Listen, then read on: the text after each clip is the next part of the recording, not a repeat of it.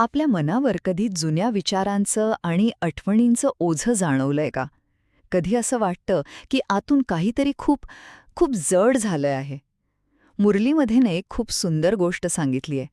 जसं सोन्यामध्ये भेसळ झाली की त्याची चमक कमी होते, अगदी तसंच आपल्या आत्म्यावर सुद्धा चुकीच्या कर्मांचा आणि नकारात्मक विचारांचा एक गंज चढतो. पण जेव्हा आपण त्या एका परम पवित्र शक्तीला खूप प्रेमाने आठवतो ना, तेव्हा हा गंज हळूहळू निघून जातो. हे माहितीये काय आहे? हे एक प्रकारचं मेंटल डिटॉक्स आहे.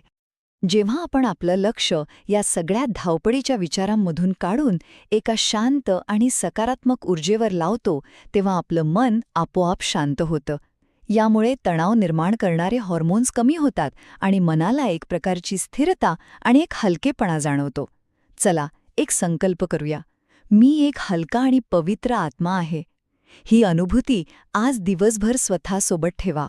ओम शांती.